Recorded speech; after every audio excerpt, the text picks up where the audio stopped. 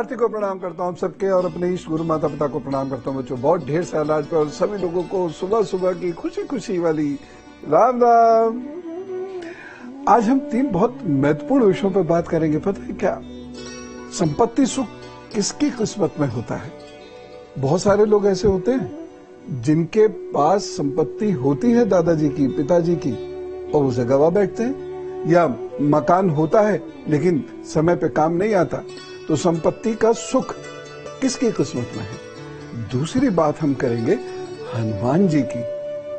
आखिर वो लाए क्या थे जिसको हम कहते हैं ना कि जिससे राम जी और लक्ष्मण जी अपनी मूर्छा तोड़कर खड़े हो गए, वो था क्या? ये हम बात करेंगे। और एक बहुत खास बात होगी गुरु मंत्र में। लेकिन शुरुआत करते हैं आज के पंचांग से। और पंचांग शुरू करूं उससे पहले एक रहस्य रखना चाहता था, लेकिन मैं उसे खोल देता हूं। मैं आज जो बात करने जा रहा हूं वो ये है कि विवाह तय होकर जब टूट जाता है तो उसके लिए हम कौन सा ऐसा अचूक उपाय करते हैं कि फिर तो विवाह को होना ही होगा। चलिए पंचांग से शुरू करते हैं। आज 28 जून, दिन मंगलवार है। सूर्योदय हुआ 5:26 पर, सूर्यास्त हुआ शाम को 7:27 पर। राहु काल रहेगा दोपहर 3:54 से 5:38 तक। यमगंड काल रहेगा सुबह 8:55 से 10:40 तक। गुलिक काल रहेगा दोपहर 12:24 से 2:09 तक। अभिजीत मुहूर्त मंगल कार्यों के लिए जल्दी से नोट कीजिए 11:56 से दोपहर 12:52 तक रहेगा। और अमृत काल मिल रहा है 9:10 से 10:58 तक। और निश्चित मुहूर्त खास तौर से खास पढ़ाई या साधना करने के लिए है 12:04 से 12:45 तक। तो आज 3 महत्वपूर्ण विषय। संपत्ति सुख, हनुमान जी हिमालय से क्या लाए थे, और विवाह तय होकर अगर टूटता है तो उसका क्या अचूक उपाय करें कि ना टूटे। ये तीनों बहुत महत्वपूर्ण विषय है ना हमारे जीवन के लिए। बताता हूं, शुरुआत करेंगे लेकिन पहले मेष, वृषभ और मिथुन राशि से। मेष राशि, ये दिन आपके लिए थोड़ा सा कमजोर है, बहुत ध्यान से चलने की जरूरत है। जल्दबाजी में डिसीजंस मत लीजिएगा, क्रोध में डिसीजन मत लीजिएगा, क्रोध करने की जरूरत भी नहीं है, अन्यथा आपके फैसले से आपको बड़ी हानि हो सकती है। एक सावधान इस दिन जरूर रखिएगा क्योंकि हो सकता है आपको अचानक यात्रा करनी पड़ जाए, तो यात्रा में अपने स्वास्थ्य का ध्यान रखें। वैसे एक उपाय कर लेंगे तो सब ठीक रहेगा। और उपाय क्या है? नारियल शिव जी को भेंट कीजिए और उसके बाद सबको खिला दीजिए, प्रभु जी सब ठीक करेंगे। वृषभ राशि की बात करता हूं। सर के लिए, धन के लिए थोड़ा सा कमजोर समय है, इसलिए थोड़ा ध्यान रख के चलेंगे तो अच्छा रहेगा। वैसे कार्य बनते हुए नजर आ रहे हैं, तो कुल मिला के दिन बुरा नहीं है। शत्रु पक्ष इस दिन उठने की कोशिश तो करेगा लेकिन अहित कर नहीं पाएगा। हाँ, एक सावधानी जरूर आपको बरतनी है। आप बहुत सोच समझ कर बोले। मैं ये नहीं कह रहा हूं ना बोले, लेकिन सोच समझ कर बोलिएगा, फिर सब ठीक रहेगा। फिर कोई चिंता की बात नहीं। छोटा सा उपाय जरूर कर लें। ओम दुम दुर्गाय नमः का जप करें, अपने काम पर जुटे। मिथुन राशि की बात करते हैं। मिथुन राशि के लिए ये समय अच्छा है, यद्यपि मूड स्विंग्स होंगे आपके। कुछ अच्छा खासा करते करते अचानक वहां से मन हटने लगेगा, लेकिन फिर भी कुल मिला के आपका समय है अच्छा, इसलिए आप कोई टेंशन नहीं लें। मेहनत से अपना काम करें, आगे बढ़ें। मूड पर कंट्रोल करना बहुत जरूरी है। इस दिन एक छोटी सी सावधानी, आपको उस दिन सर्दी गर्मी से बचने की आवश्यकता है, नहीं तो बीमार पड़ सकते हैं। और दूसरी चीज ये है, अपना धन किसी को मत दे बैठिएगा। इस दिन उपाय क्या करेंगे? ओम गंगणपताय नमः का जप करें, अपने काम पे जुटे, प्रभु सब ठीक करेंगे। आइए प्रश्न लेते हैं। और प्रश्न ले उससे पहले मैं आपको बता देता हूं, आप मोबाइल नंबर नोट कर लीजिए। व्हाट्सएप इस पे जरूर कर सकते हैं आप। 9711002266 ये व्हाट्सएप नंबर है, इस पे अपना प्रश्न भेज सकते हैं। साथ ही साथ ईमेल है gurudev@newsnation.in। इस पर जब भी आप कुछ मेल भेजें तो अपना नंबर जरूर दे दीजिएगा जिसे टीम आपसे संपर्क कर सके। और ये भी मैं बताना चाहता हूं, ये सारी सेवाएं पूर्णतया निःशुल्क हैं। साधु जी का फोन लेते हैं। हेलो। हाँ राम राम गुरु जी। हेलो। हाँ गुरु जी राम राम। जी राम राम, कैसे हैं आप? जी कैसे हैं आप?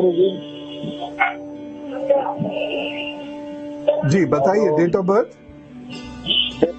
गुरु जी है मेरा 2878। डेट ऑफ बर्थ बताइए।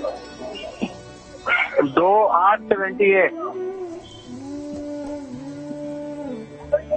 टाइम टाइम क्या है? गुरुजी रात 12 के बाद 7 का है। टाइम पूरा फिक्स नहीं मालूम है गुरुजी। अच्छा, ठीक है, प्रश्न बताइए जरा।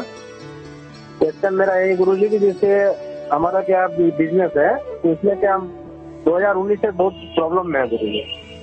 ठीक है, जो भी मतलब काम हमारा बनते बनते सब बिगड़ जाए। मान लीजिए कस्टमरों के जो पैसे मेरे अटके हुए हैं वो आते आते फिर कैंसिल हो जा रहे हैं, नहीं आ पा रहे हैं। प्लस इसका जो अपने कुछ और इसका पैसे लगा रहे हैं वो भी नहीं उसमें निकल पा रहा है, बिजनेस में इम्प्रूव नहीं हो पा रहा है।